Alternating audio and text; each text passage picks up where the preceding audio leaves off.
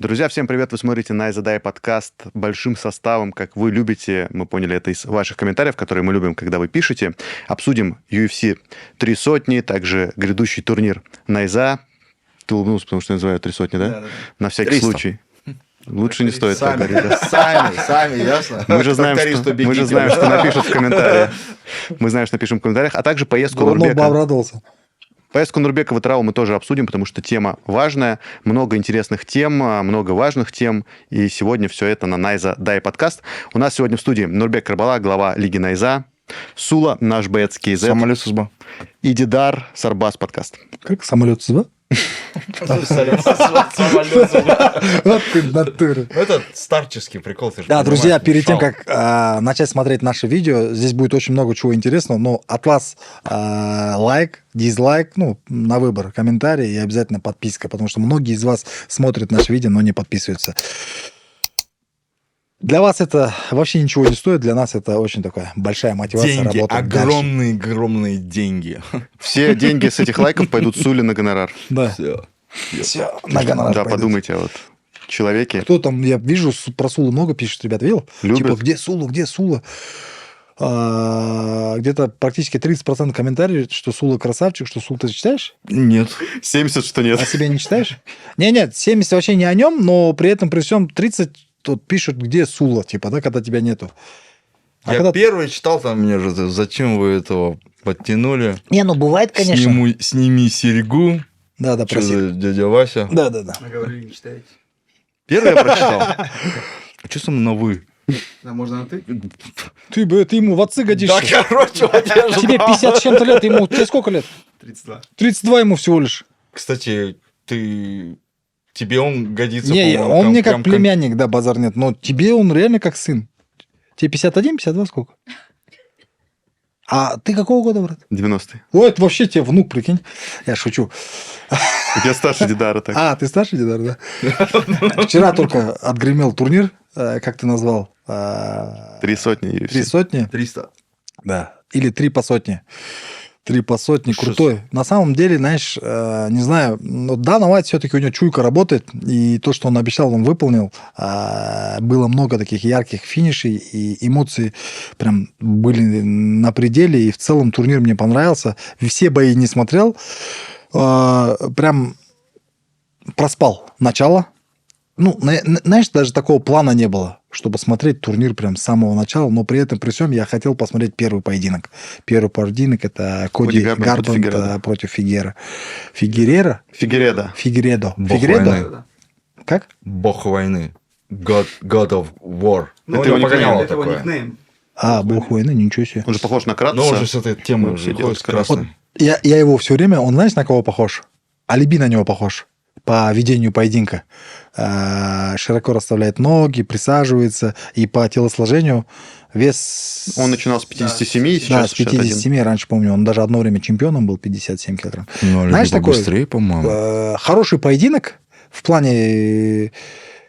зрелищности, наверное, не назовешь так, но вот Коди Гарбранта, когда Шафхат дрался с Джефф Нилом, да? Коди Гарбрант дрался тогда, да? В прелимах.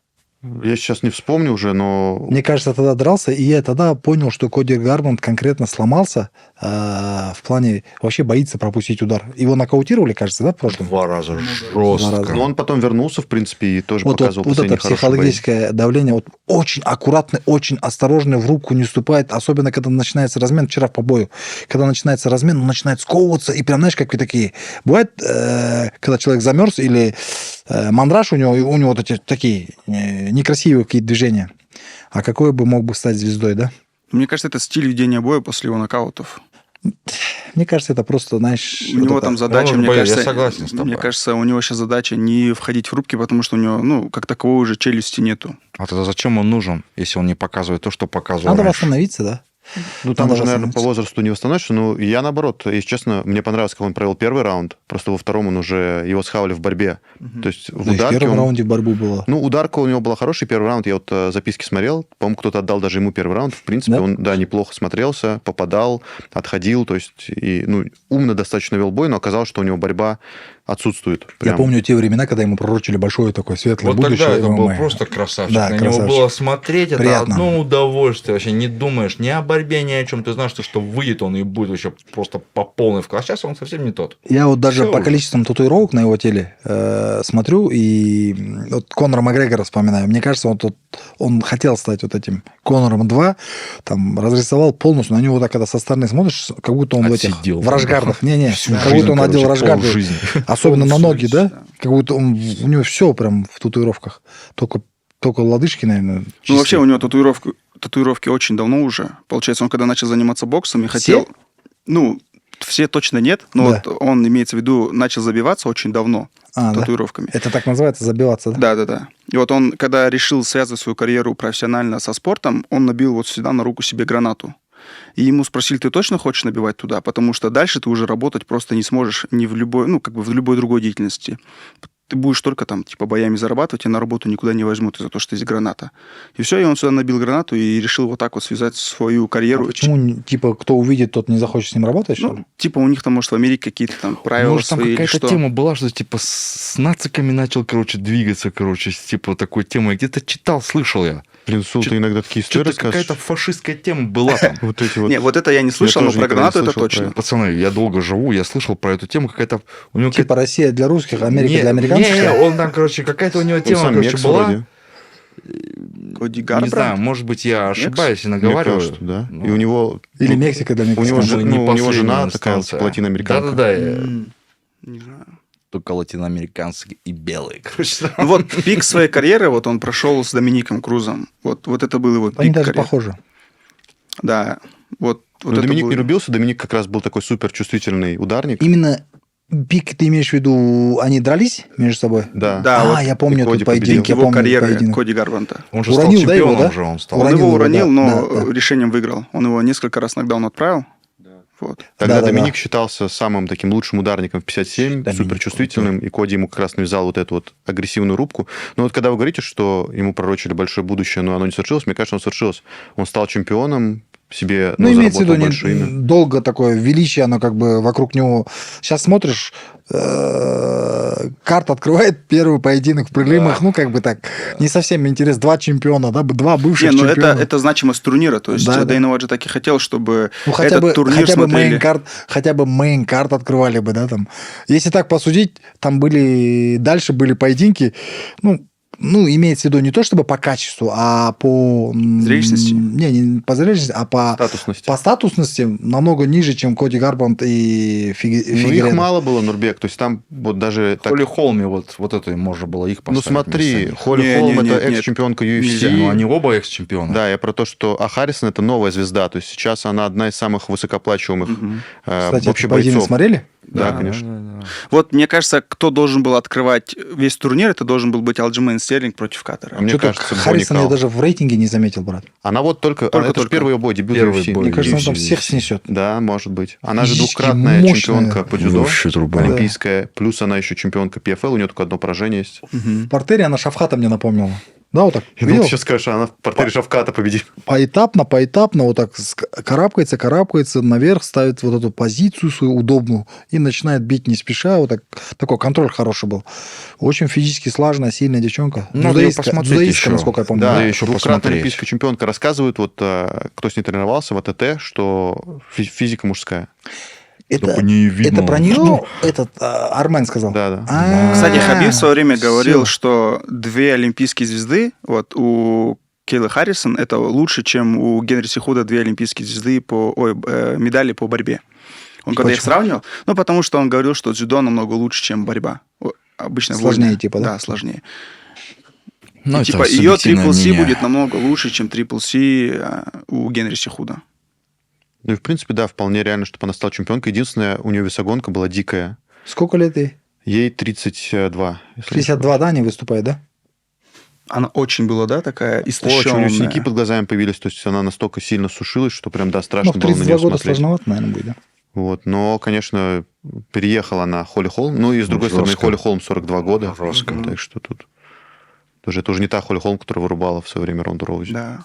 Контроль, конечно, Ну и хороший. почему я имел в виду, что Алджимейн Стерлинг открывал? То есть стиль ведения его боя, он не зрелищный, хоть и у них у обоих, там у него есть статус бывшего чемпиона, но как он вел бой, даже он сам это показал, то есть он был очень скучным. Вот Вообще, этот бой можно согласен было полностью. поставить в первый, типа, Вообще, как, можно знаете, его убрать, разогрев, этот бой чтобы был вот, вообще. типа, ну чемпион открывает, пусть он сейчас что-нибудь покажет. И этот бой был чуть скучным, унылым. Алдиман Стерлинг? Ну Да, да, Мне борьба. кажется, не борьба. стоит Вообще, со скучного короче. Знаешь, начинать бой. смотрел этот поединок и почему-то Дагестан вспоминал. Прям дагестанская школа борьбы, видел, да? Как ногу закрывает, как берет, фиксирует, ну, постоянно, вот прям хабибская, прям как будто Хабиб Хабиб, стайл. да, вот, да, там, Контроль ног, который- начал контроль, да, как висит, как грузит руки, как грузит ноги. Ну, не сказать, что это не зрелищно, но при этом, при всем, конечно, для тысячи людей, там, и миллионов людей за экраном хотелось бы увидеть эту руку, которую устроили, ну, сейчас еще в дальнейшем поговорим, ребята, которые стояли выше там по карту. Ну, как раз можем плавно как раз перетечь к их бою, к бою Алджемена Стерлинга и Кэллена Каттера. Я вот не стал бы его ставить, во-первых, в начало, потому что сразу задавать турниру скучные такие вайбы, это, мне кажется, Тоже. неправильно. Ну да, согласен, да. тоже, Круто, что есть. сначала Я что-то ребята... проморгал. А кому проиграл Алдиман Стерлинг за пояс? За титул кому он отдал? Шону Шону Шону Мелли? Мелли нокаутом Да, проиграл. Быстро Всё, причем, всё, в стиле Конора. В начале, да? Да. Не, во втором раунде, по-моему. Или в первом. Нет, мне кажется, первым тоже. В стиле Конора он все, его я вспомнил, рубанул. прикинь, это поединок.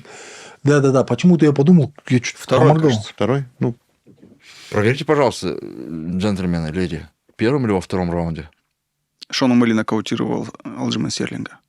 Просто я думал, Каттер, он очень хорош на руках. На ногах не так хорош, как О'Мелли, но вот я думал, на руках он хорош. Я думал, он его споймает и вырубит. Вот. Во втором раунде, да, вот нам подсказывают. Но Каттер, блин, не справился с задачей борьбы.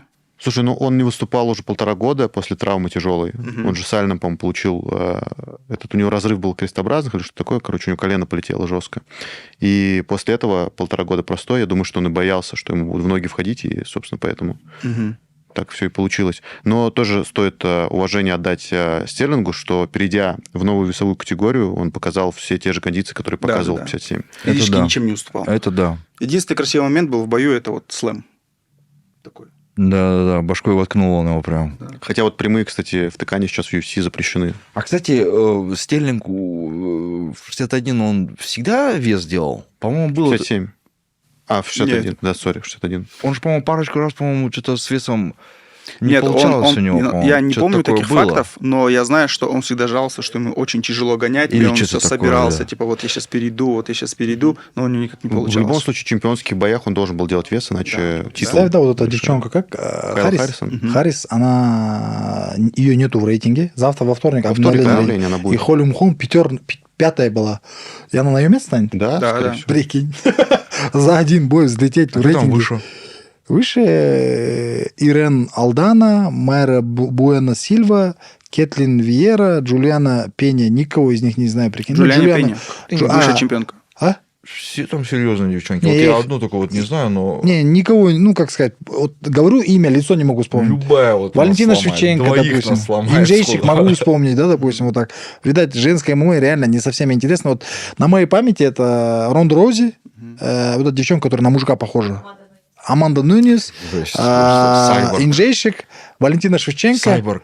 Которую Джуянг, Аманда как? щелкнула. Вэйли Жан. Вэйли Жан. Уэли Жанг и Сор Рахмонова. Вот эти девчонки больше. Аян Турсун. На самом деле это нормальная тенденция, потому что когда Их UFC меньше, выкладывала... Даже не то, что меньше, а просто когда UFC Ну, в карте выкладывала... 1% это 10% или сколько? Не, 1%. они 3 боя сделали женских в этот раз. Да. UFC выкладывал, когда медиа материалы про все бои, и про бой Вэйли Жанг он набрал меньше всего просмотров.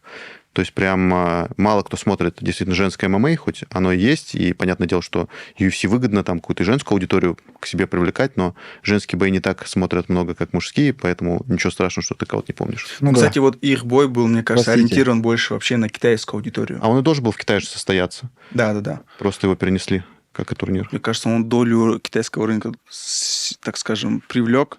Две китаянки дрались. Такой хороший поединок, 5 раундов получился. Ну и все равно тоже непонятно, что... Я думаю, что китайская аудитория тоже ждет каких-то китайских своих чемпионов мужчин, потому Да, что... да. ну, А всё равно Стерлинг женщин. дрался со своим соперником. А соперник с какой весовой категории? 66. Он выше ушел, да? Да. Выше ушел на 66. Он, в принципе, не хотел же драться с Мирабом, еще тоже у них была вот эта Мгм. проблема, что UFC хотели постоянно свести друзей, они типа отказались вместе Что-то драться. его и там в рейтинге нету этого Каттера. Ну, Каттер 1,5 года простой у него был. Не, он 66 должен быть. Келвин Каттер в свое время дрался с Максом Холлоуэем. Забитым Магомед Шариповым он дрался в Забит он Москве. дрался, да. Давайте перейдем уже к самому интересному, ребята. Что-то мы топчемся, вам не кажется? Нет. Перейра, Хилл. Не, ну это рано. А как ты же чё, Бонни какие? Холлоуэй, Как не рассказать про Элджимена Стерлинга, который выиграл Петр Яна 2 раза? Да. Который, ну, 1 раз по яйцам, 2 раз так. Не по яйцам, Второй а раз спорно. Да, он 2 ему раз. коленом дал в голову. Не-не, почему спорно? Нет, второй раз Стерлинг спорно выиграл. 2 раз прям Второй раз он прям идеально конкретно выиграл. Идеально Не выиграл. считая- Сколько там? не считая это Шон прям- Эмели, Да не, Шон Эмели и Петр Ян, вот это Чистая там разница победа такая была. была. А А вот И там тоже, я Если считаю, там что по второму Нумель поединку выиграл. Чувствую, Миша смотреть? со мной хочет согласиться. Я с Дидаром, да, реально соглашусь, что в принципе, ну, давай 2 на 2 тогда, поехали. нет, там Стерлингу можно было точно дать победу, но можно было также и Петру отдать победу. Да? Там очень равный бой. Я что-то увидел там лучшую версию Стерлинга. Постоял, он был на Не-не-не, него там, сзади, там его держал Петя, и единственное, держал. вот Где там? 3-2 вечная максимум. проблема Петра Яна, это то, что он поздно включается. Вот 4-й, он- 5-й его был раунд. Да. Не, это его личная проблема. Это То не есть- проблема UFC вообще. Или Стерлинга. Вот это Сула. За это вы его любите. Да, за это его и любят. Ненавидят. Нет, Сул, там уже реально все изменилось. Да, Да. да, реально. Я читаю комментарии, там есть Зайди Мы общественное положительные мнение в отзывы. отношении тебя поменяли. Да, и Сережка Да. уже не совсем там... Они не уже совсем- пишут Не вторую. совсем раздражительный фактор. Вторую Это не сделай. серьга, это родинка бриллиантовая. Столько мне народу обещал ее вырвать. Хайда Сандары. Вырвать, Джигитеры вырвать. под Сандары. Ждем вас в этой студии. Мгм. С Да, вот кусачками. смотри, карт смотришь, UFC 300, Америка против Америки, Америка против Америки. Знаешь, сколько Самые поединков? лучшие бойцы это американцы. Вот. Все это статистика. И даже за титул дрались 2 китаянки, да? Да, да, вот этот Сколько? бой, который... Его перенесли, да. Он должен был быть в UFC в Китае, турнир отменили, и в итоге сюда поставили. Гейдж, Холлоуэй, американцы. Ну, только Перейра против Никол- Хилла. Нет, Холлоуэй не американец же, он Ну, у из него Гавайев. флаг стоит американский. Ну, Гавайи это 52-й Америка, штат, штат окей. Америки. Согласен. 52-й или 51-й штат. Холли Холм Хэррисон, Америка. Каттер Стерлинг, Америка. Грин Миллер, Америка. Можно, кстати, поговорить про этот бой, потому что бой классный. Про какой? Грин Миллер. Ты не Бобби смотрел? Грин, да, Не против смотрел. Миллера. А Блин, Миллер кровавый, просто да. выступал на UFC 100, на UFC 200, и сейчас он выступил на UFC 3 сотни. Ну, хорошо, Грин прям, да. У него рекорд по самому большому количеству боев, проведенных в UFC, самое большое количество побед, проведенных в UFC. И вот сейчас он тоже прям такой ветеран-ветеран. Ему дали бой, проиграл он его, но при этом хорошо достаточно себя показал. И бой тоже зрелищный был. Была и кровь, было и в одну сторону, во вторую. Вот в итоге Бобби Грин забрал 2-й, 3-й раунд, Миллер 1-й. И вот теперь все гадают, выступит ли он на 400-м турнире. Но он его прям избил. 400-м Мгм, Он, представляешь, на 100-м выступал, на 200-м выступал. и на 300-м. Да. мгм. И И на теперь 300. все думают, будет ли он на 400-м. Вот хорошо, вот этот бой должен был бы открывать 20 UFC турниров, 300 если тогда. 20 турниров Да, в год, мог. 20 турниров в год, у них же, 40 у них в общей сложности 5 лет, турниров. Это 5 лет, да, через 5 лет. Ну, хотя при... Чисто теоретически может. Да, может быть. Но да. Хотя многие говорили, что на этом турнире он как раз завершит карьеру, но он проиграл. Причем чисто, теоретически он мог выиграть, в принципе, если бы так же держался, как в первом раунде. Поэтому он перчатки в итоге не положил на канвас и решил остаться еще. Вот это тоже просто интересная очень история у бойца, который с 2008 года выступает уже почти 20 лет. И все это в UFC. Помнишь, мы про Хаску обсуждали, с кем-то он должен был драться? На этом турнире? Да, или- его соперник сменился, Ракич? Это Нет, новый? Нет, Ракич, он дрался с Ракичем. Не сменился. Не сменился. Все. Про Хаску будем обсуждать? Ну, Конечно. Да, да, да. Интересно? Очень. Хороший бой. Вот, при том, что вот, Поляк, да, он? Прохаска чех. Чех. Он прям чех-чех, да? Да, Японец. живет в Чехии. Самурай. В смысле? Но он себя Он ассоциирует. себя позиционирует Прям. как самурай. Не, гражданин какой страны? Чехии? Чехии. Чехии, да. А Ракич? Хорватия? Нет, по-моему, Словения. Сербия. Сербия. Сербия, да. Да, Сербия. Ракич. Ну, фамилия Вот, такая. кстати, Ракич такие бомбы кидал в Прохаску. То есть вот он с правой руки вкладывался, он попадал.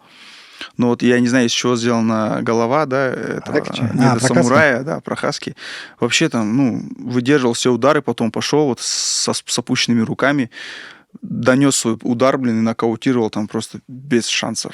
А он же не то, что, пошел потом с опущенными руками, он весь бой провел с опущенными Да-да-да, руками. то есть- И мне кажется, как раз поэтому он и держит удар, что это же есть такая боксерская техника, когда ты просто от удара уходишь сам Мне головой. кажется, вот этот бонус, 300 штук баксов, там вчера с ума сходили, да, бойцы? Мне кажется, все хотели закончить досрочно, уронить. Вон, там Стерлинг, Стерлинга. Стерлинг больше всех радовался, и какой бой провел.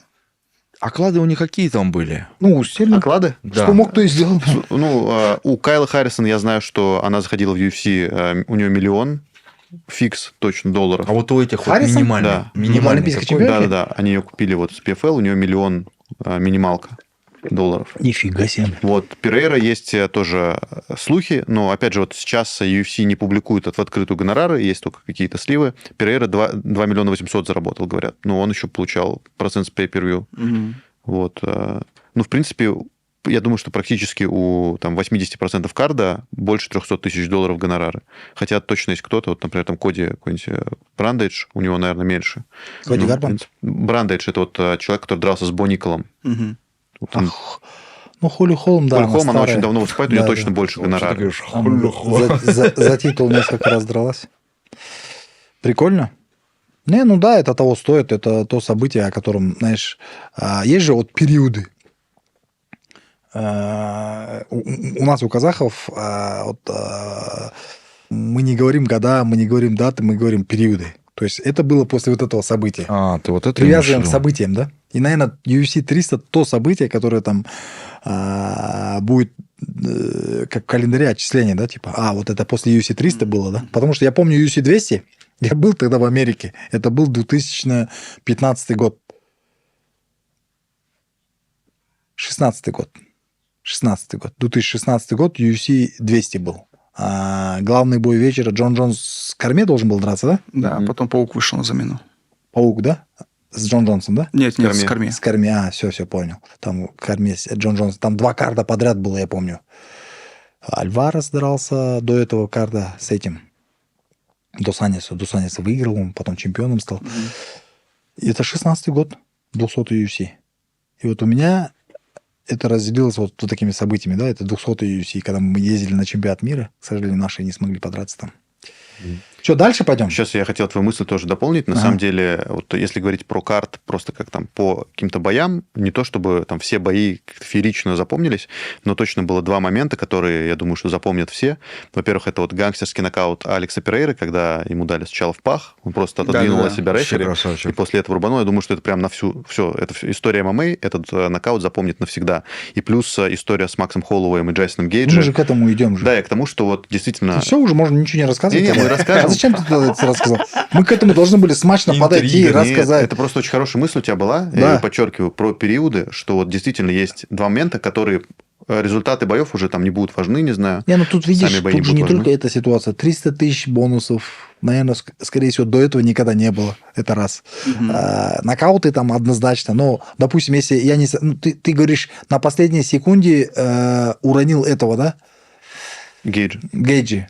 Был такой случай, когда Али Багаудинова, помнишь, на последней секунде Да, нокаутировал Тайсон Тайсон Нэм ногой. Я это Да, да, отчетливо да, помню. да, Был жесть. такой случай, когда наш боец Дасан Амангельдиев в Бишкеке за секунду до гонга задушил, там, усыпил этого своего соперника. Ну, то есть, такие случаи были. Просто, наверное, в памяти там не свежо это, да? Но вот эти 2 факта. Почему? Потому что я следил за этим. Жалга же тогда дрался, он выиграл Али Багаудинова. еще не выиграл. Артура. Он брат его. Да, Артура выиграл, и тут Али начал выходить там что-то там туда-сюда, и вот с Тайсон Нэмом он все 5 раундов доминировал. На последней 1 секунда, наверное, осталась. Сразу же там... Ногой правый Маваша, кажется, да? Да. Бом, нокаут и гонг. Это было эпично. Вот как раз-таки это в Fight Night было. Эпично было, жестко. И вот как раз-таки вот Дастан Амангельды, это прошлый год, октябрь, да, или ноябрь, да, в Кыргызстане? Октябрь? Октябрь, да. С таким крепким кыргызом. Кстати, этого кыргыза, вот почему незаметно прошло, выиграл Джанибек на прошлом ивенте. Чем запомнился? Джанибек с ним дрался, а с Актюбинска пацан. Джонни его погонял. Джанибек же, да? Таныштык. Таныштык Всё, Джанибек, всё, да? Да-да-да. Таныштык Жанибек қой? На 58-м, получается. Да, и вот он его бил, и такой все время на меня обращался и говорит, да, он типа сильный, да, он это... Я, если честно, думал, что он проиграет Жанибек Таныштык. Почему? Потому что Дастан с ним тяжело подрался. И при том, при всем, когда он с Дастаном вышел, он вышел на коротком уведомлении. А там он вышел подготовленный более-менее, да, и Джанибек, он как бы там, сейчас я его про любительскую карьеру расскажу, она интересная тем, что он дрался с Макаевым. 2 раза или 1 раз в финале чемпионата Европы или чемпионата мира. И все до сих пор говорят, этот бой спорный.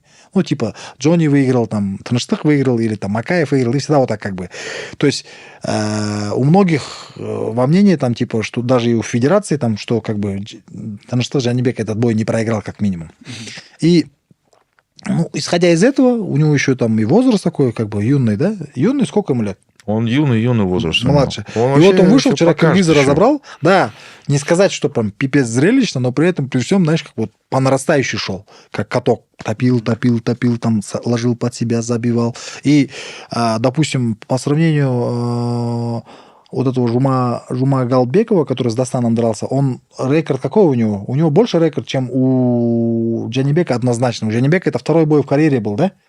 2-й бой в карьере, а у этого там, ну, 5 или с чем-то 8 боев. И вот такой класс показал такому опытному спортсмену. Прикольно. Я думаю, у Жанибека Таныштыка очень такое светлое будущее. Это к тому, что по завершению мы с тобой пришли. Я думаю, вот такой, знаешь, как бы изюминка вот этого турнира, это действительно... Ну, кстати, про каску проговорили, а вот Может, Сарукян... это про Царукян? Царукяна с Оливерой поговорим. Однозначно. Надо про открытие все-таки сначала сказать мейнкард. Это Бо Никол против Коди Брэндеджа. Этот бой, который никому не понравился особо, как он выглядел, но это очень важно, что как раз не рейтинговые, по сути, бойцы попали в мейнкард, и вот есть такое прям ощущение, что Бо Никол – это родственник Даны Уайта, потому что как его сейчас раскручивают, постоянно говорят, что он должен драться там с Хамзатом Чимаевым в будущем, вот намекает на прям какие-то... Бо Никол, кстати, Давай Хамзата Чимаева не вызвал. Давай я в защиту промоушена скажу. Ну, не то чтобы в защиту Дана Уайта, а вообще в целом этой индустрии. Все смотрят на промоушены как на Олимпийские игры. Все думают, что это там официальный чемпионат Казахстана или там официальный чемпионат Азии, где должен там нереально соблюдаться там, ну, скажем... Там, рейтинги. Спортивный регламент. Регламент, вот эти... Уровни. Там...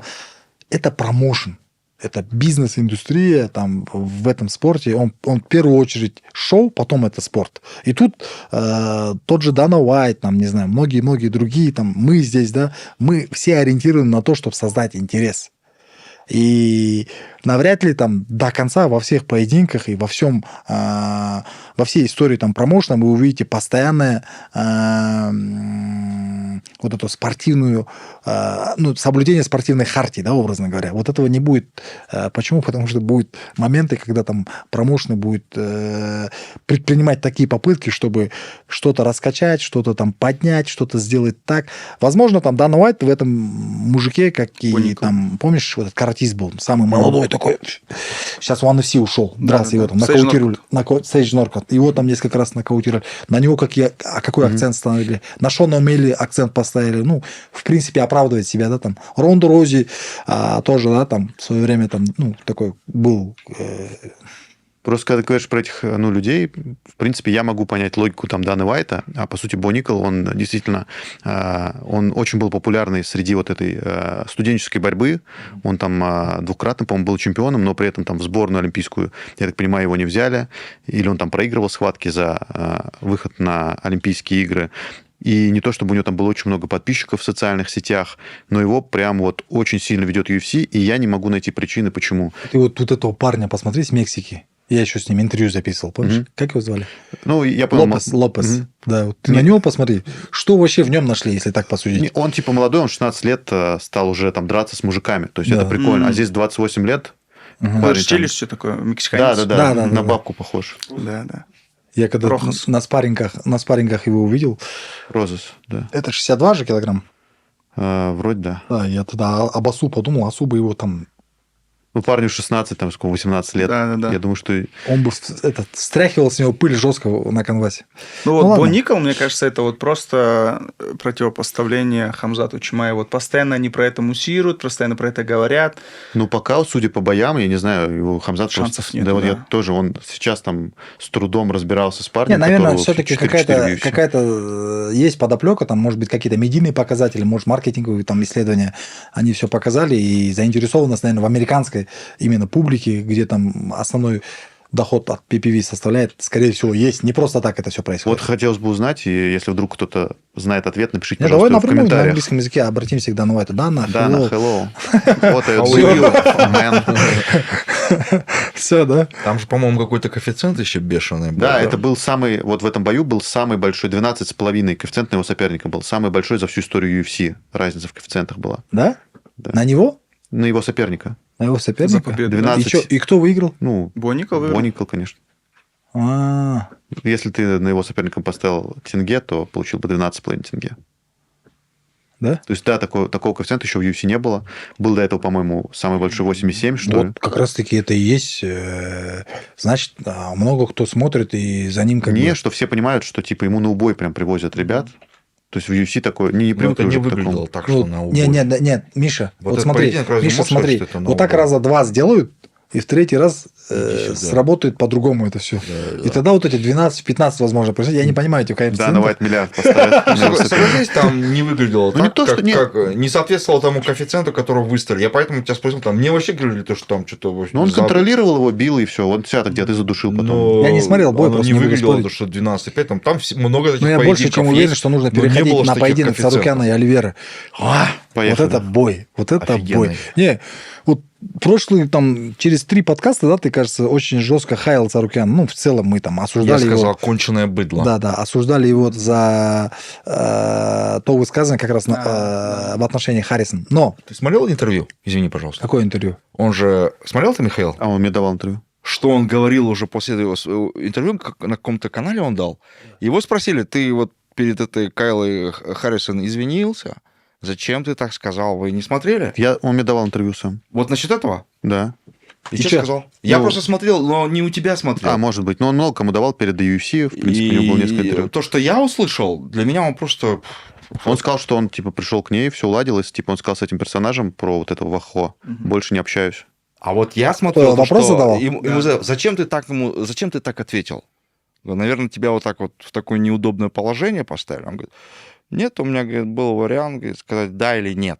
Хотя там вообще другой вариант был. Говорит, я так сказал, потому что она не особо красивая. Если бы я сказал бы нет, она бы на меня обиделась. Вот я в этот момент понял то, что... Короче, давай этот разговор пропустим. Почему? Я тебе скажу. Потому что победитель не судит, он вчера выиграл. Эта история прошла, он, наверное, скорее всего, извинился. И у них еще есть вот это... Знаешь, вчера я почему это как бы догнал? Он прям четко себя ассоциировал с Россией. Ты заметил?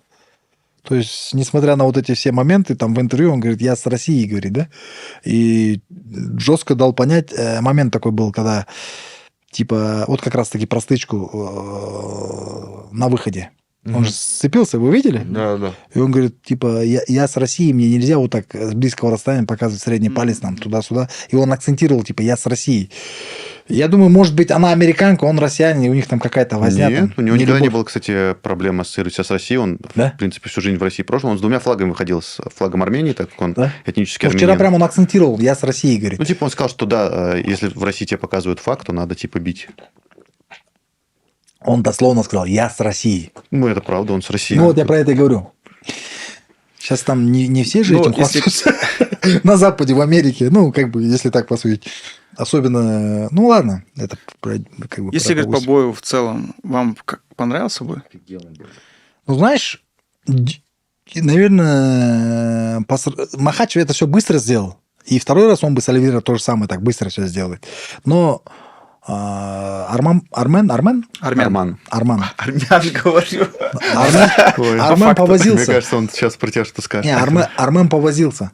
Армен повозился реально. И были 2 момента. Первый момент это В гильотина. начале боя и в конце. Хорошая прям гильотина. И второй момент это Сам вышел треугольник. оттуда. треугольник в Ну, четвертом это в самом раунде. конце же было. В самом Третьем. конце он Там не трёх успел В самом ничего конце, сделать. да. Он не Нет, успел. тогда 3 попытки было. Смотри, первая попытка была гильотина, вторая попытка была между третьим, четвертым или Нет, там четвертым и всего пятым 3 раунда. раундом. 3 раунда Всего было. 3 раунда. А, вот тогда между вторым и третьим раундом, где он треугольник сделал в конце, и гонг прошел сразу. Вот что. А Треугольник третья? хороший закрыл, В самом а конце третья боя. прям Да, это было. телефончик был, да? Что это было? Ну, Это была, по-моему, Анаконда. типа, да, Анаконду. Анаконду прям хорошо взял. И это прям звоночек. Да, да. Мне кажется, Махачев не отпустит такие моменты. Но, мне кажется, и Оливейра был не такой, как с Махачевым. Не, ну Мне Оливейра с кажется, Махачевым что тяжело сравнивать. Очень хорошо он подготовился к этому поединку.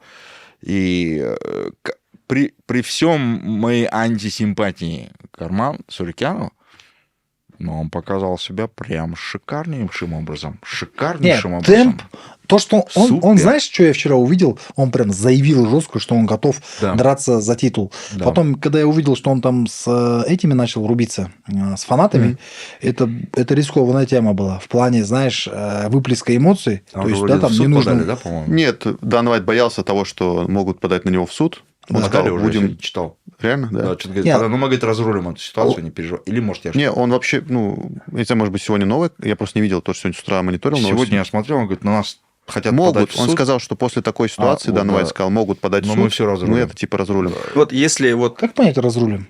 Ну, договорятся просто, со что- сторонами. Дадут На самом денег. деле это шутка, кто на него будет подавать в суд, там парень ему в лицо показал фак, он типа по нему не попал, просто типа хотел его ударить, он назад подался, вот и пошел дальше. Я не знаю, за что тут в суд подавать. Но там драка, говорят, была. После? Вот именно в тот момент была, говорит, драка. Нет, там же видно Не, я с видел камеры. на видео. И там была драка, он ударил его? Не, он его ударил, не достал, тот оттянулся, он ушел обратно. Его охрана сразу И он потащила. второй раз, опять же, тоже другому зрителю ему так замахнулся. Да, да. Ну, Армен, я извиняюсь, Армен был, ну, армян, да, ну, Да. казах, как говорят, казах, ну, действительно, он был заряжен конкретно. Конкретно был заряжен на поединок. Вот это прям было очевидно. Вот если это его самая лучшая кондиция, я думаю, вот он Махачева не пройдет. Знаешь, вот в UFC, вообще в может целом быть. в ММА, от боя к бою человек растет не по годам. Вот бывает так, прошел, да, там какой-то рубеж, образно говоря, Оливейра – это претендент за титул, это кто-то еще там, ну, чемпион бывший, там еще так далее, он его прошел. Прошел там, ну, наверное, скорее всего, он там, ему показалось, и окружение его говорит о том, что он прошел очень легко его. Ну, кстати, нет, его тренер Просто по наоборот. раундам, когда я смотрел, в каждом раунде статистика показывала, что у Армана действий больше А было. ты согласен 2-1, то что вот? 2-1? Да, split decision. Ты Ну, согласен? конечно, было 3 попытки. В каждом раунде была попытка завершения раунда. все-таки была не такая попытка, брат. Как? Потому что на последних секундах он ничего не успел бы. И он ничего бы не успел. Надо было раньше Сула, накидывать. суть в чем? Суть в том, что он треугольник дал закрыть. Вот это суть. Но Если бы... он дал закрыть, потому что время уже Смотри, выходило. не-не-не, чтобы уснуть, брат, чтобы уснуть, 3 секунды, 2 секунды хватает. Не, ну, Чтобы уснуть на треугольнике, тем более, когда тебя ногами берут, Если тогда- ты еще с тогда одышкой, мы можем, там, тогда мы выдохся. можем предположить, что он дал ему закрыть с таким намерением, что вот в эти 3 секунды или 5 секунд он ему не даст настолько закрыть, чтобы уснуть. То есть я не думаю, это уже что философия, брат. Не, это не философия, почему? Это, ну, астрономия, ладно? Нет, скажи. Сула говорит, что один из судей, Майк Белл, он отдал победу Чарльзу Оливейра, и согласен ли ты с этим? Я тоже с этим не согласен, потому что 2 раунда, очевидно, за Арманом, 1 за Оливейрой.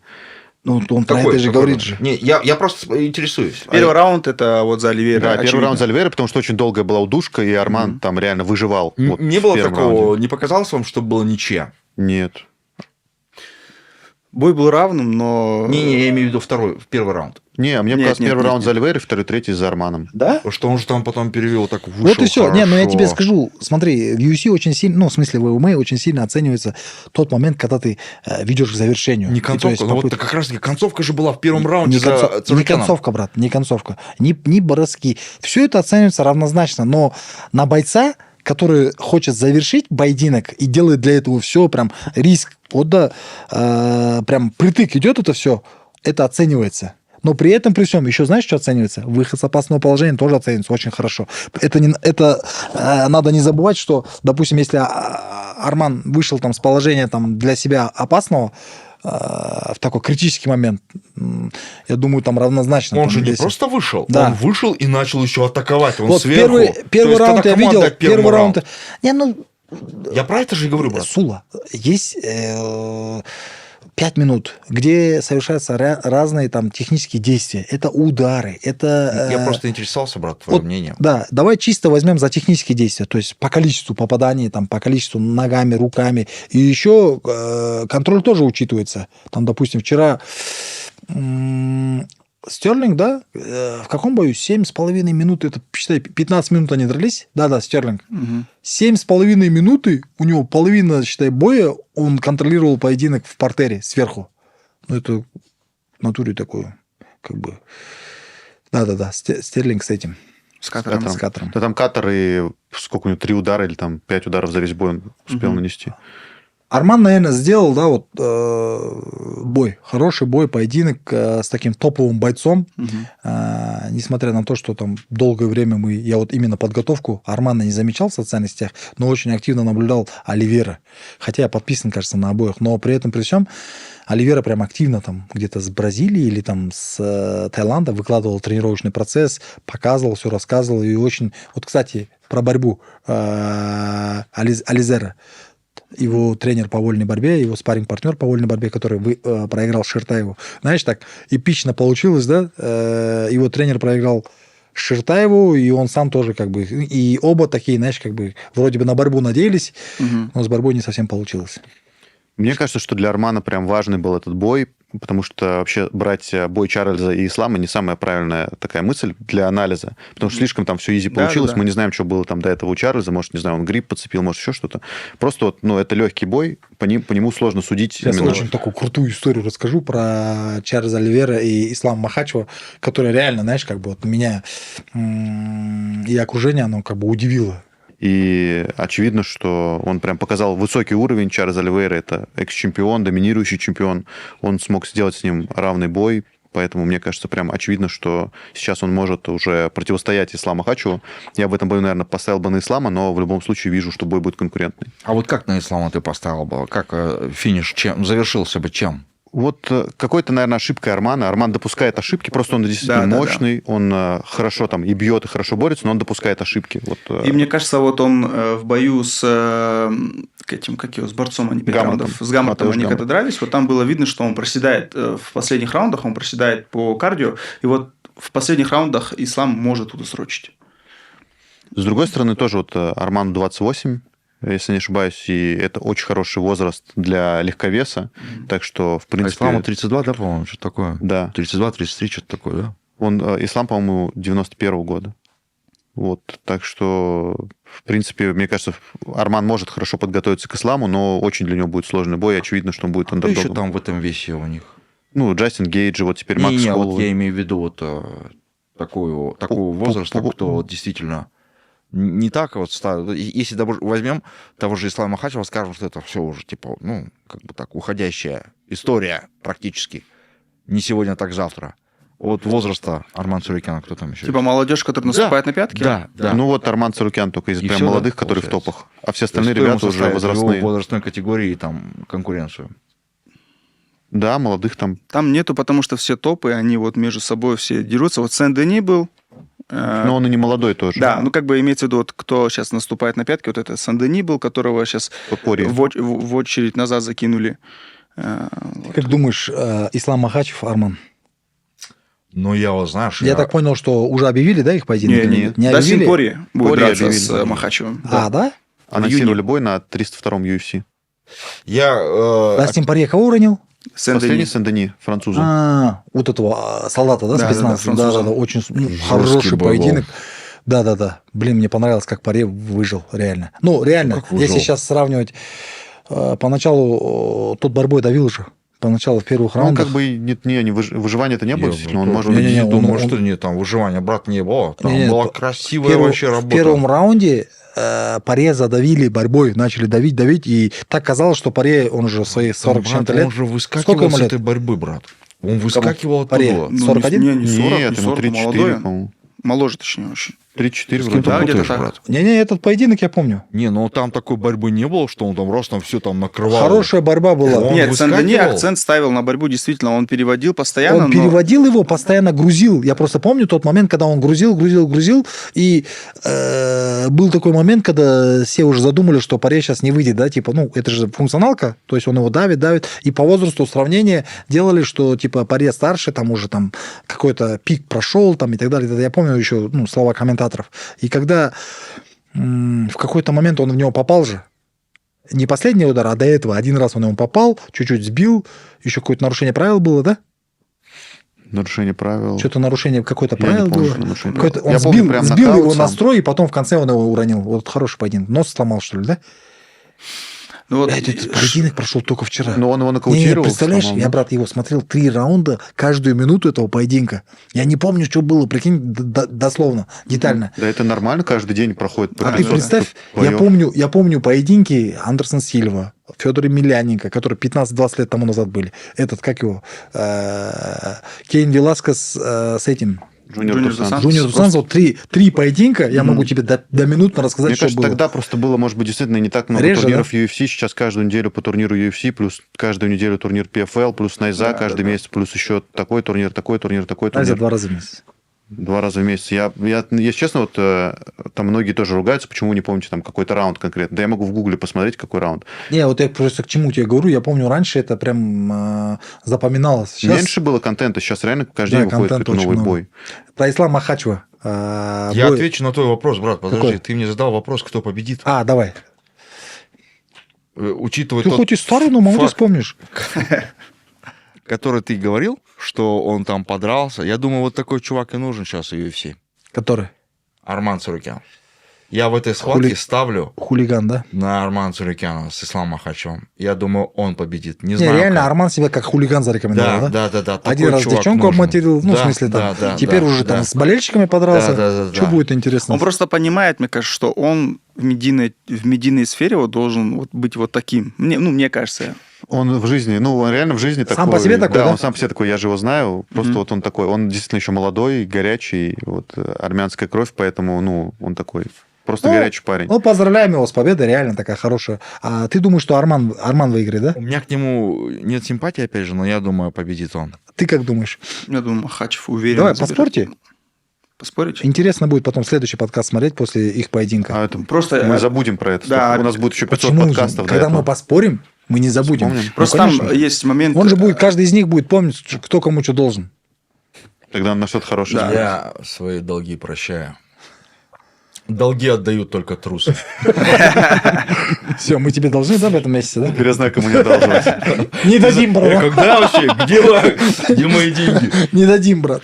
Мне кажется, у Армана еще нету такого опыта прям хорошего, он не прошел вот эту закалку войнами, да, и, он и физически, мне кажется, уступает Махачеву. А Махачев? Махачев также выиграл, как и Арман Цурикян, в своей весовой категории Оливейру. Не, он не так же, он выиграл его увереннее намного. Первый. Второй раунд. Давайте вот так. Он его выиграл. А кто еще там? Вот, кстати, по поводу второго раунда. Он с Волконовский очень тяжелый бой Волконовский провел. 61. Какая разница? Давайте не будем брать. Нет, большая разница. То есть... Я думаю, Арман Цурикян тоже 61. Волконовский Пусть- 66. Сам бой, сам... 66. 66. А, 66. Я думаю, Арман Цурикян тоже, если кто-нибудь 66 подымется, он его также щелкнет. Почему нет? Не уверен. Вот там. вчера, Надо в вот 70 вчера, да, смотреть. Хэллоуэй, да? Холлоуэй, да. Спустился аж 60... Он поднялся. То есть поднялся до 66 на 70, и там сотворил историю. Блин, этот, как его, Давайте Гейджи. про Холлоуэя поговорим. Ну что, все. Давайте я расскажу про историю, про бой Оливеры. И за месяц до этого поединка, когда я, так примерно планирую, что поеду, я вижу сон, представляете? Оливейра с кем дрался? Махачевым. Мгм. И вижу, что второй раунд явно, вижу, что удушением Мгм. во сне. И такой, знаешь, как меня аж там, спасибо, настораживает это, там, боюсь, да, там. как Виски? бы. Да. Будете кофе? Нет, спасибо. Все. Ты хочешь? Нет. И эта ситуация происходит. И я приезжаю в Эмираты. И, у нас же как бы у казахов сны не рассказывают. Мгм. И мне говорят, как ты думаешь, кто победит? И чтобы не быть вот этим предсказателем, у Ясновидящий. нас осуждаемая должность. Очень, ну, серьезно, как бы нельзя, да, предсказывать. Я специально сказал, что выиграет Оливера. Но специально сказал второй раунд удушением. Всем окружению. И они, как ты думаешь? Я говорю, железно второй раунд, Кто-нибудь железно поставил? удушением, железно Оливера. И все, сидим, и бам, короче, прикинь, второй раунд удушением Ислам Махачев. И мы вот все вот эти ребята рядом со мной 15. Ты же, говорит, точно наоборот сказал. Я как бы не стал там доказывать, что... хотя перед этим у меня видео вышло. Кто записывал? Зарина записывал, помню, мы выкладывали. Я говорю в интервью. Второй раунд удушения, кто-то из них сделает это, типа. И прикинь, второй... Ну, реально, совпадение, да, там. А вот перед этим картом сны не снились? Нет, сны не снились. Так, давайте про Холлоуэя. В принципе, просто у нас уже хронометраж довольно Да, большой, уже чтобы много, тоже да. люди нас смотрели. Нам еще надо поговорить про Найзу, про твою поездку. Да, Холлоуэй против Гейджи. Супер запоминающийся момент, супер запоминающийся бой. Сула, у тебя было что сказать, по-моему, да, про это? Секундочку, будьте добры, очень сложно. Это Только если мама звонит, Арман Сурикян а так пишет. остальные не надо. Арман пишет. Не, Окей, Арман, ладно. да, я могу тоже сказать про важные моменты. Многие забывают в этом бою, что было 2 тычка в глаз в первом раунде от Холлоуэя. Опа, да. И был важный еще перелом носа Гейджи, когда вертушкой Макс Да. ему в конце раунда Мне сломал кажется, нос. вот это все, весь ход поединка изменил. Ну, тычки в глаз, ну, типа, я думаю, повлияли, но не так сильно, как именно сломанный нос. Да, и мне просто нравится реакция в любом случае на все это Гейджи, что ему в глаза тыкали, он говорил, давайте, продолжаем, хочу драться. Воин. Реально ему вообще наплевать, мне кажется, что бы ни случилось, он будет просто идти вперед. Воин. Вот. Раньше я его недооценивал, если честно. Вот в этом поединке, хоть и он уснул, как, не знаю, очень Да, наглухо. серьезный человек. Как, знаете, мне его... Вот, все это напомнило мне Родригес против зомби. Вот как Родригес локоть кинул, и вот он также сложился Back elbow. плюс-минус. Ну, да. Да, это вот... Да, наглухо даже, вот, конечно. И тоже на последней секунде, тоже 5-го раунда. Да? Да, правда, тогда зомби вел бой. Вот. И вот у Холлоуэя вот то, что он делает, да, в конце, типа, приглашает в центр рубиться, это вот не на этом поединке было, вот это у него всегда... Всегда так было? Да, он уже всегда так делает. 4 боя он так делал. всегда, когда выигрывает. И в большинстве случаев ронял, да? Нет. Нет. При этом действительно у Гейджа самая опасность это как раз работа вот на вот этой средней На дистанции, встречной, да. когда он рубится, и при этом Холлоуэй ему говорит, все, давай рубиться. Он уже и так выиграл весь бой. Да. На самом деле был там Дал шанс ему, да? счет У Гейджа 45-50. был шанс, короче, уронить его. Последний Да. шанс ему дал, и еще его и рубанул. Но на самом деле, Гансел. это кажется, что шанс был, но мне кажется, шансов там были очень минимальные, с учетом там то, что он устал. Нет, я когда видел, как Гейджи его левый задевал 2 раза. 1 раз даже упал, левый или правый. Да, на А жопу 2 посадил. раза он на спину, прям спиной упирался к клетке. И это хороший удар был. Я тогда понял, что у Гейджи очень тяжелая рука. Вот после боя, кстати, и она там, была в процессе, там, в 4-3 раунде. после боя там у Холлоуэя спрашивали, вот типа, в официальной статистике нокдауна нету. И вот он-то как-то так красиво ушел от вопроса, то есть или от этого факта, типа, нет, я говорит, просто споткнулся, упал, но походу там был реально нокдаун. Вот когда он попал ему вот сюда, с правой, по-моему, да, когда он упал. Да, просто у Холлоуэя до этого действительно во всех боях не было ни одного Это как нокдауна. Бекзат Алмахан с этим Умаром, да? Ну, там было видно, что Умар прям поплыл, а по Холлоуэю не было видно. Он как будто реально просто споткнулся, но он, походу, был в нокдауне. И вот прикол Холлоуэя, что он таким стал геймченджером в UFC, потому что сейчас ему можно делать... Он победил 2-го номера в легком весе. Сам он был, по-моему, 2-м номером в полулегком весе. Он сейчас супер востребован в полулегком весе, супер востребован в легком весе. Плюс у него пояс BMF, то есть он вообще самый сейчас, наверное, востребованный боец UFC. Холлоуэй? Да. А хотя на него... Почему был Гейджи, почему он с поясом стоял этим? BMF? Он Да, же выиграл выиграл против Пори Пори. нокаутом же. Он нокаутировал Хай-киком. Они за этот пояс дрались, да? Да. Вот все как раз-таки вот, почему он сейчас востребованный же, но когда он там 3-й раз проиграл Волконовский, на нем все ставили крест, типа, все, он теперь, ну, как бы, ничего, наверное, уже пояс не будет, ему он уже и взрослый, и ветеран, и так Холлоуэй? далее. Да, Холлоуэй. А он и вообще пошел по другому пути, он просто всех претендентов убрал, выиграл BMF, и теперь он может сам себе выбрать бой либо там против Махачева выйти, либо против Топури. Да, против кого угодно. Он может еще сейчас, там, не знаю, в 77 пойти Мне уже кажется, тоже. наверное, И лучше BMF Топури. защитить. Лучше Топури, потому что с Исламом Махачевым, наверное, с такой борьбой не прокатит. Ну, да. С другой стороны, конечно, тоже... Хотя вот здесь мы сидим, да, там свое мнение говорим. Надо пробовать, надо рисковать. То есть вспомните поединок, вспомните вообще, как Ислам Махачева усыпили, Да, если да. честно. Ну, Вспомните. кстати, у Холлоуэя самая есть- большая защита от тейкдаунов. Он Да. очень мало пропускает. Да? Ну и опять же, это в 66, Да. а не в 70. Еще вот тоже забавно по поводу Холлоуэя, что Холлоуэй за всю свою карьеру только на бонусах без гонораров заработал больше $1 миллиона.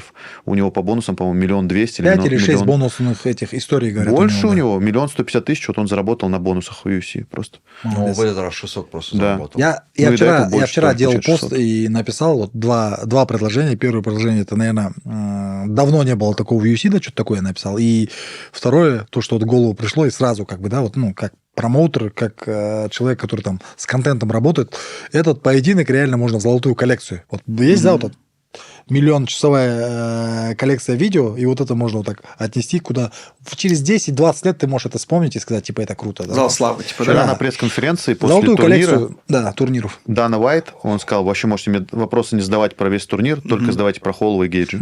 Он говорит, все остальное мне Вам интересно. не кажется, что Гейджи недооценил Холлоуэя? Мне не Не кажется. думаю. Все-таки он уже пришел с 66 в 70. И, может быть, из-за этого он недооценил, и Знаешь, в конце было уже я- поздно. Я видел такую картину.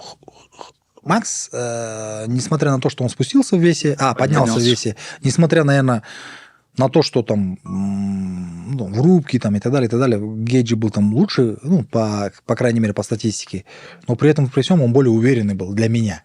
Вот при выходе, при заходе в октагон, при ведении поединка. И вот эти атаки, знаешь, вот я все время это говорю, это атраутская школа. Там заходит, работает, выходит. Постоянно выход был хороший такой. То есть нет такой рубки, там, ушел и не найдешь его, да, там. С Гейджи это было бы опасно, реально. Гейджи недооценил И его. это и было он умел основополагающее. заходить и выходить. Не, вот, прочитать бойца, есть такое понятие? Да, да. А вот как раз таки, мне кажется, вот с Гейджи у Макса вот эта тема сработала. Он его прочитал, он понял, как он работает, и просто Разбирал, короче. не дал ему сделать то, что хочет Гейджи, и все. Да, Хотя подарил шанс там на последних 3-4, 10 секундах, да? 10 секунд. Ну, не 10 даже, наверное, 5, наверное. Потому что за 10 секунд они не рубились точно. Где-то 3-4 секунды было это все. И Ну, то есть там пока постучали, он пока его пригласил, они пока подошли, ну, плюс-минус, да, там 5 секунд и было.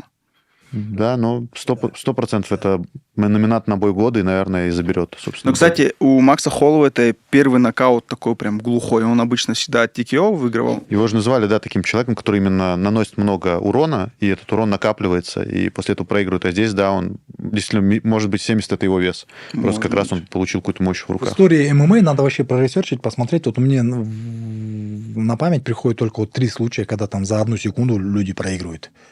Надо посмотреть. За 1 секунду до гонга. Ну, тот же Анкалаев Майти так Маус, проиграл. Анкалаев кому проиграл? руку он Полу Крейгу. Полу Крейгу, да? его задушили. Под Родригес против Зомби также проиграл. Зомби тоже его пригласил на рубку, они начали рубиться, он в конце локоть вот Спиннинг так, бэк элбоу. да, локоть выкинул, и Зомби уснул. Ну, вот я говорю, Потом немного таких. Майти Маус тоже он сделал болевой нарку, по-моему, на последних секундах. Да, какому-то этом Бразилии. Али по-моему. Багаудинов. Али Багутинов. Ну, были такие точно случаи, но Это просто... жестокий поединок был. Я помню, 5 раундов он Столько топил. еще там 5 после раундов, того наверное, там было так, по решению судей, если там приходить по статистике, там 80 на 5 разве 20. было раундов? Да, Или это 3? же, это титульный, кажется, поединок. По-моему, там 3 раунда было, брат. Не-не-не. Там еще после того столько хайвая поднял. Олджик, посмотри, этот... Багаудинов, Али типа, Багаудинов, скорее Тайсон всего, М. Сколько раундов? длились? Анкалаев был 3 Кажется, точно. 5 раундов. Причем И это вот был его Аслан дебют. Амангельдиев задушил прям в последней секунде, уснул его соперник из Кыргызстана, я помню, вот этот турнир. Ну вот такой вот Макс Холлоуэй, мне кажется, Топури сможет пройти, с учетом, если он будет также держать дистанцию, не давать борьбу, он Топури сможет выиграть. Просто чего нету у Джастина Гейджа, что есть у Топури, это Борьба. молодость. Не, молодость? борьба-то ладно. У него есть реально молодость, и вот все равно... кого? У Или Топури. Топури. Молодой боец намного более мотивированный. То есть Джастин Гейдж уже все прошел, у него много Ну, денег, да, да. много славы, а вот Илья Топури только Ему вот надо сейчас, доказывать, да. А феернул Пурё один голодный, раз. да. Ну, надеюсь, что голодный, потому что я сейчас последнее видео смотрю, его там везде принимают. Он и в Испании свой, и в Грузии Еще свой. и в Испании и, скорее там всего, всякие сейчас, если короли, даже шмарали куда-то, всякие да, там принимают его там. Давайте про главный бой вечера. О. Алекс Перейра против Джамала Хилла, чемпион в полутяжелом весе. Кто наблюдал за Алексом Перейро вообще в целом? Я. С момента Не, кикбоксинга? нет, не только в боях, а в жизни. Мне кажется, что он такой, знаешь, как бы... Даже ты куда ушел? как это... Есть же, Не, ну мало ли, просто спрашиваю, мало ли. есть же такой этот сленг, типа пробитый. Сколько? Вот он прям нереально пробитый. Что? Мало времени у нас осталось? 3? Было 5 раундов запланировано, но он его в конце 3-го раунда. Ну, на последних В конце третьего раунда, да. Мы оба были правы. А так 5 раундов было запланировано. За титул он дрался, да? Нет. Или главный бой вечера? Ты про Перейру. Мгм. В жизни... Мне так кажется, он как будто вижу, так свистит. Не, он просто такой... Прикалывается, да? Образ У такой. него какой-то смысле покер-фейс. Ну, такой вот. Каменное лицо. Да, его же и называют все Как будто типа, он не вникает, да, в ситуацию, ему там даже этот приходит, даже вчера Хазбик с ним там прикалывался, стоял. Я так боялся, что Хазбик его сейчас ударит, а он же бьет постоянно Да, сбоку, да, а он да. еще Хазбик так смотрел, на его челюсть смотрел, и И в конце видел. ударил все-таки. Видел? Как вы относитесь Я к не этому? видел. А, вот Не, ладно это, хрен с ним. Я просто к чему говорю, мне так показалось, что Перейра мог бы ответить Хазбику. Не, он наоборот же любит прикалывать. Не, вот там, у тиктоки него всякие. лицо было такое, знаешь, как типа. Он не смеялся, как Шакин О'Нил, там еще кто-то там. Вот предвестия вот этого юмора не было, да, там, что это как бы Поэтому, смешно. наверное, и не ударил он. Не, он ударил. А, ударил он стоял, всё-таки? вот так стоял, что-то так 2-3 раза посмотрел, потом так слегка дал и как бы. чик, Вот Перейра убежал. умеет прикалываться. Вот Кстати, с подворотом дал. у Перейры же тренер Завернул таз. Тешьера же. И вот он первый раз ему подарил, по-моему, машину, да? Нет, сначала он подарил ему Харлей. Вот, Харли подарил и реально подарил. То есть он ему позвал, там все показал, что вот тебе Харли Дэвидсон. Тренеру? Да, тоже Гловер бывшему Тейшера, чемпиону, это экс-чемпион Гловер UFC. Тейшеру. И Тейшер так обрадовался, все Вчера, круто. кстати, был он. Да, он же всегда его в тренер. углу. И вот второй раз он ему уже привез типа ламбу. И Тейшер такой, не может быть, Это ты мне там было даришь. не так. Короче, история такая была, что он купил себе ламбу с гонорара Да, и да, решил да. показать своему тренеру. А у него же реально покерфейс. Он приезжает такой, говорит, вот, смотри, Ламборджини. И этот на него смотрит, Тейшер такой говорит, мне Ламборджини? Он такой, не, брат, он говорит, я себе купил. А тот уже заплакал прям, типа, что ему еще Ламборджини подарили. Ученик ты. Водички дайте, пожалуйста. Я никогда тебя не Возьми, забуду. я не пил. Я всем буду говорить, какой у меня грамотный ученик. Реально. И вот, кстати, самое смешное вот реально в этом, то, что было после боя, это то, что Перейре дали черный пояс. Я тоже этого не понял, вот как человек, который занимался там бразильским джиу-джитсу, я вообще не понимаю вот эти пояса респекта. Да, Я знаю, что их там многим дают. Он вырубил соперника своего в первом раунде, ему за это дали черный пояс по Типа, бразильскому если бы еще джиу-джитсу. задушил, да, Ну, я вот понятно тоже. было. Или Не, вот хотя хоть поборолся бы немножко. Смотрите, почему Просто UFC присев показали. Нет, А так он наверняка уже и до этого был достоин. И выбрали момент. Это как звание там, допустим, Сула. дают. смотри, в празднику. целом, вот вы видели, что когда-то по карате давали пояс? Да, я же занимался карате. Нет, имеется в виду UFC. Ну, не вспомнишь, наверное, один случай, может быть, был. А просто туда уже все с черными поясами Вот, я приходят. тебе говорю, и там кандидата мастера спорта по боксу там тоже никто не дает, да? А вот БЖЖ, он вообще сам грэпплинг, ги, ноги, там БЖЖ, он тесно связан с UFC, потому что первые бойцы это Грейси, семейство. И знаешь, раньше очень круто было черный пояс иметь в этом, как его, в UFC, а потом практика показала, что сейчас в целом вообще с сабмишном мало боев происходит. Бывает так, что карды происходят 100% без сабмишнов. То есть в целом сабмишн сделать очень сложно в ММА стало. И бывает так, что выйдут на бой черный пояс по БЖЖ там, с 5 или там, 10 страйками, и его соперник, который о БЖЖ вообще понятия не имеет, но при этом драчун очень хороший, дерется. И он его может задушить или там Тот же засадить. Джон Джонс, на Нет, самом деле. такое Да. было с Грейси. Помните последний бой Грейси, который он выступал? Его в стойке разобрал, не помню кто. Вот он просто шел вперед, черный пояс по джиу-джитсу, Грейси с хорошей фамилией там, и вот ничего не смог сделать, он просто шел вперед, и его разобрали в стойке. Да, там вопрос этих Да, у нас бойцовских даже в качеств Казахстане и есть подготовки. Синие пояса вообще просто такие дерзкие пацаны есть. И они в БЖЖ там многих черных раскатают, хрустнут. Синий пояс, это, блин, Не, это по уже ММА, красавчик. по ММА. Да, Сула, это Даже же одно дело по БЖЖ. ММА, не, по БЖЖ, скорее всего, они не И ходят. вот Да, этот нет, тренд, просто, вот этот тренд выдачи поясов, он, знаешь, как бы стал таким даже, Называется Макдоджо, то, что типа от Макдональдса, как Хэппи Мил тебе выдают пояс. Да, вот да, этот да. такой прям термин. Однозначно он какую-то пиар-составляющую имеет, но еще и психологическое воздействие имеет. Типа там ему такие авторитетные люди говорят, что он умеет бороться, типа, понял, да? Хотя Перейра, он, по сути же, и бороться не умеет, если так взять. Да. Ну, если сейчас А так... никто не знает. То есть Ну, я про это и хорошо бы говорю. узнать бы про это. Однозначно, человек, который всю жизнь там дрался на руках-ногах, тот же, как его соперник у нас вот выступал. Вахитов. Вахитов. Да. Кстати, вот с Вахитовым сейчас мы продолжим эту историю. Там очень такая интересная история намечается. Но Вахитов то же самое. Понятно же, что он там не особо борется. И скорее всего, мы знаем, спортсмены, тренера, там, функционеры этого вида спорта, мы же знаем, что с борьбы проще на ударку переходить, нежели с ударки в борьбу, да, там, в ММА. Это очень сложно.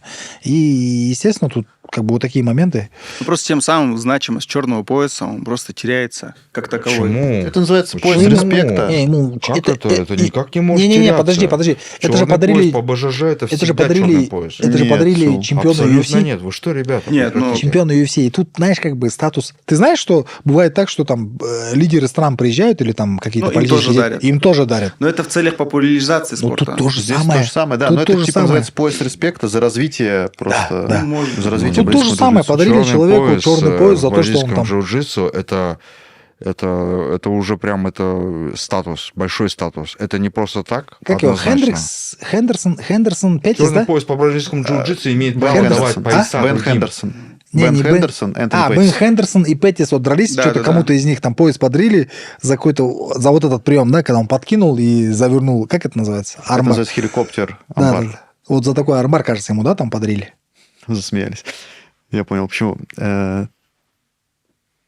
Нет, Хендерсон же проиграл 2 раза Петтису, Он проиграл поэтому Петтису, да. сомневаюсь, что ему дали тогда. Ему Или не за- Петтису дали. Ну, Петтису дали, кажется. Пояс, я помню, вот после окончания боя кому-то из них вот так дарили. То есть на моей памяти я вчера увидел тоже, как Тейшера надевал пояс черный. Да, и стоит сказать еще, что нокаут точно останется в истории UFC, когда там тебя бьют по яйцам, ты говоришь рефери, нет, подожди, Сейчас, мне кажется, я нокаут сделаю. много видео И должно звук сниматься будет. вот с таким приколом. Да, прикольно. Вот, и мне понравилось, когда он донес свой левый боковой, кто-то говорит левый апперкот, вот левый боковой он донес, и как Хилл падал, то есть у него был абсолютно потерянный взгляд. Он вообще как будто не понимал, что он пропустил, и он никуда не смотрел, у него был просто пустой взгляд. То есть настолько мощный удар, этот левый боковой у Перейры, то есть это же его коронка, что он там одним прикосновением отключил свет там бойцу, да, чемпиону Без бывшему, эмоций, да? да, который там, я не знаю, Хилл, по-моему, нокаутом не проигрывал Так, никогда. когда он Не, он вот так вот, это типа из мема вот это. Это вот, мем был. смотрите. Типа, вот, смотрите, да. Еще в конце еще так прикольнулся. Вот, кстати, по поводу того, что он там... там Без чувства без юмора. чувства юмора. Не, да. у него хорошее чувство юмора у Перейры, точно. Он постоянно же тоже в тиктоках участвует. Мгм. Все говорили, многие говорили, что Хилл сгорел, и т.д. Как вы считаете? Ну, как же Насколько? говорил, там гори, не гори, челюсть должна быть Не, серьезная. нет. Боковой, правда, не сильно попал, да, как повлияло будто бы, ли? да?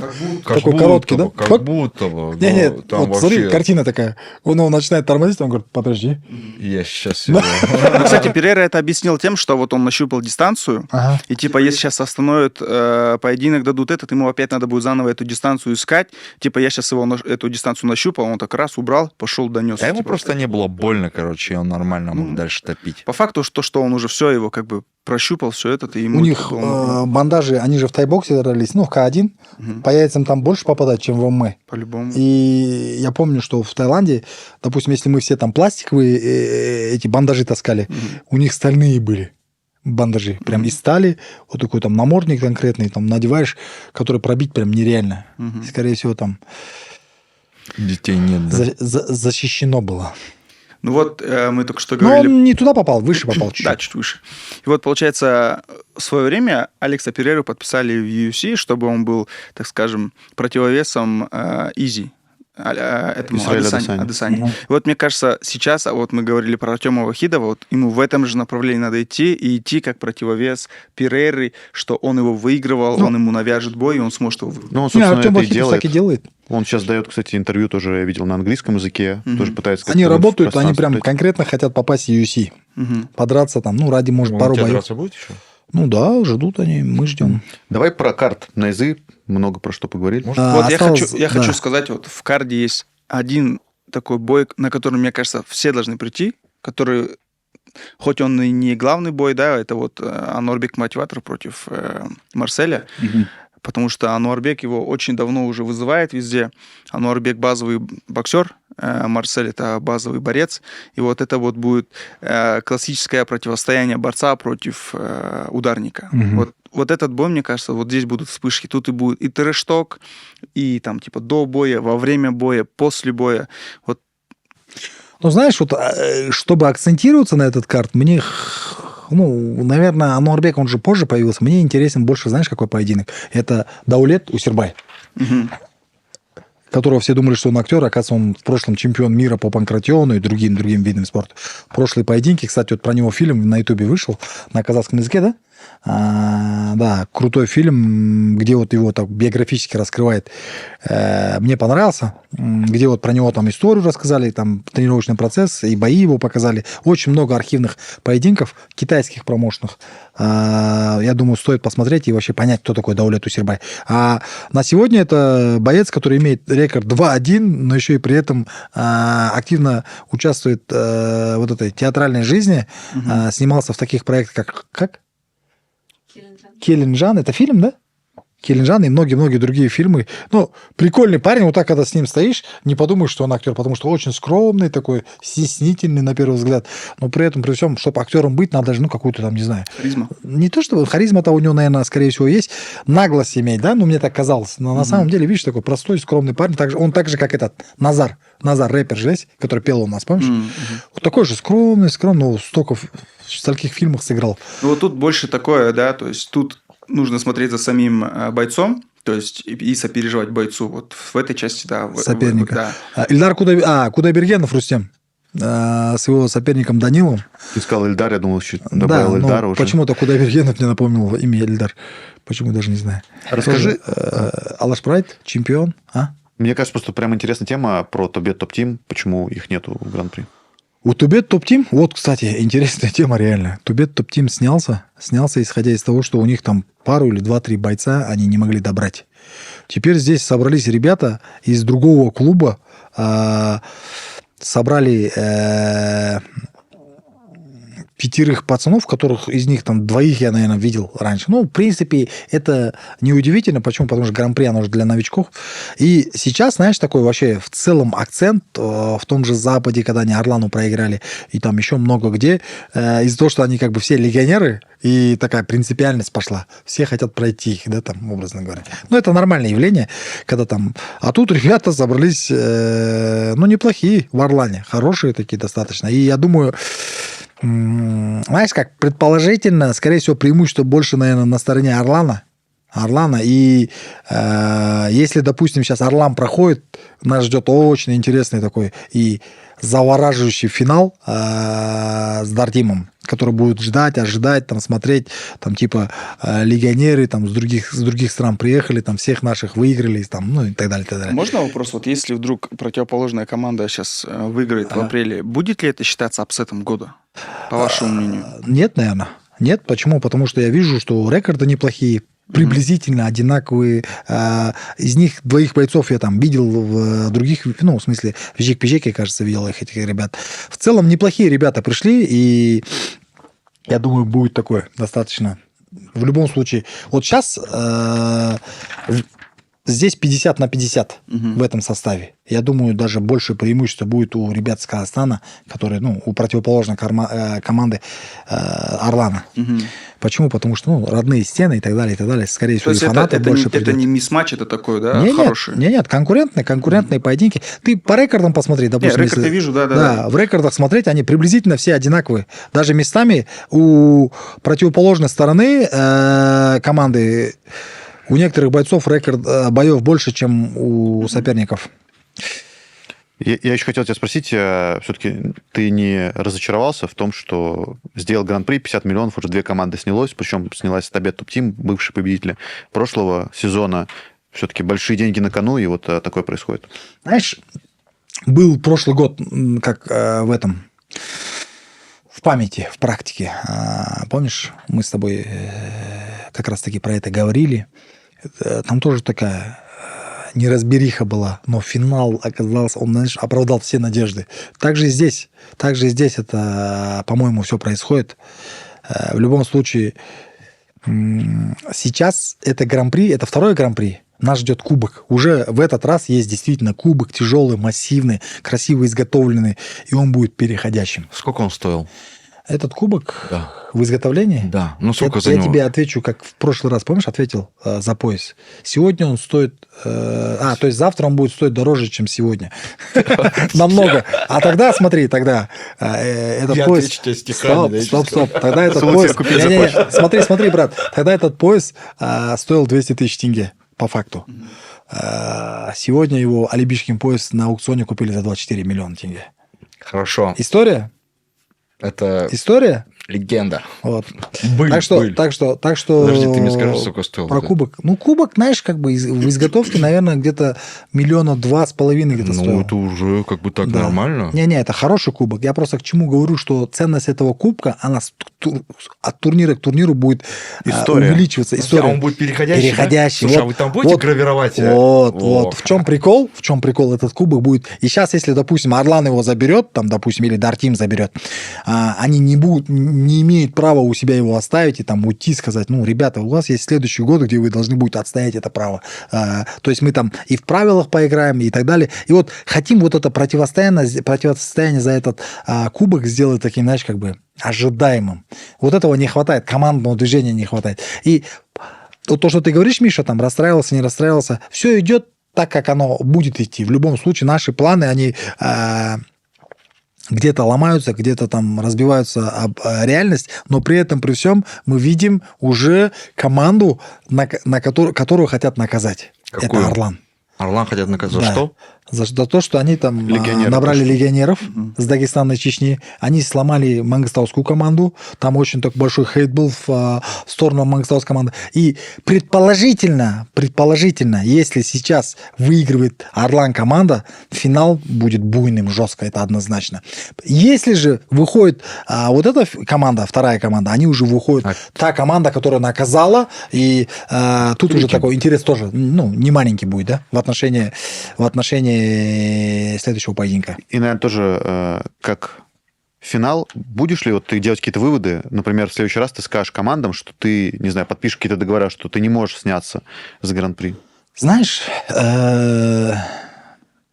прецедента еще не было. Между командами, бойцами и промоушеном еще прецедента не было. Надо посмотреть на это, как это будет в целом.